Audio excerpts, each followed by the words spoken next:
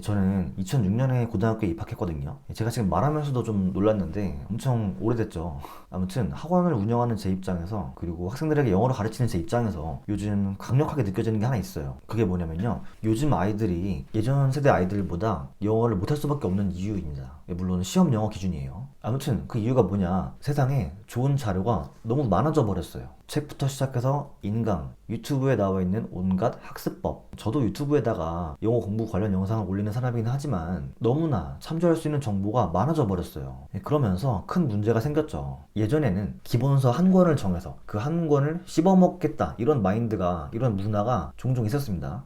그런 사람을 찾아보기 쉬웠어요. 그런데 요즘에는 그런 문화가 사라져버린 것 같아요. 저는 이게 정말 아쉬워요. 기본서를 반복하는 게 왜 효과가 좋을까요? 어떤 책이든 간에 각자만의 스타일이 있습니다. 미시적으로 보면 전달하는 방식이 다른 거고, 거시적으로 보면 정보를 제시하는 프레임이 다른 거예요. 한마디로 책마다 세계관이 다른 거예요. 그렇기 때문에 여러 책을 번갈아 가면서 보는 것은 장점도 있겠으나 머릿속에 체계적인 서랍을 만드는 데 있어서는 불리할 수밖에 없습니다. 왜냐면 책마다 세계관이 다르기 때문이죠. 저는 그렇다고 한 권만 보라고 말씀드리는 게 아니에요. 다만 한 권을 메인으로 정해서 그걸 반복 학습하면서 그걸 기반으로 다른 책들로 확장해 나가라는 거죠. 이거를 비유적으로 표현해 보면요, 여러 권의 책으로 각각 공부를 하는 것은 마치 여기저기서 각각의 영역에서 점점점 원이 확장되는, 그런 식으로 실력이 늘어나는 거고요. 제가 강조드리는 기본서를 바탕으로 다른 책을 확장해 나가는 방식은 마치 나무가 뿌리를 내리고 그 뿌리를 바탕으로 싹을 틔우고, 싹이 나무의 몸통이 되고,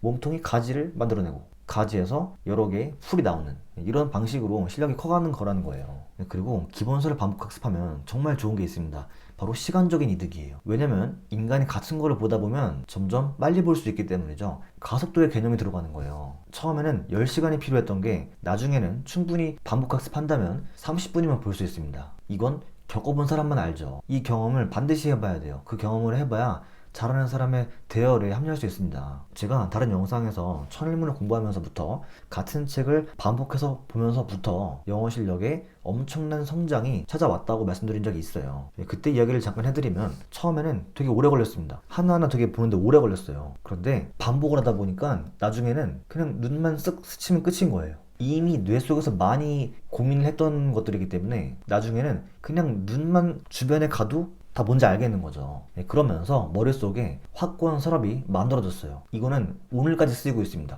제가 지금 영어 수업을 하는 것에 기반이 되고 있어요. 또 그리고 학생 때 천일문을 통해 머릿속에 만들어진 서랍이 있기 때문에 수업을 듣더라도 그냥 동떨어진 정보가 아니라, 이거 천일문 어디 몇 페이지 어디 있던 건데, 이런 식으로 제 안에 있는 서랍과 새로운 정보가 연결이 되는 느낌이었어요. 자동으로 머릿속에서 분류가 되더라고요.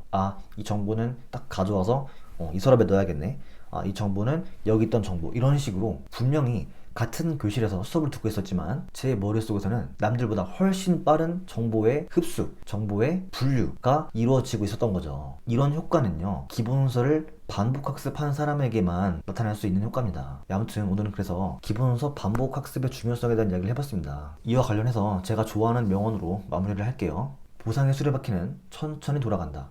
가속도가 붙기 전까지는. 여기에 첨언을 좀 하자면, 결국은 가속도가 중요한 건데, 가속도는 같은 거를 여러 번 반복해서 볼 때 생기는 겁니다.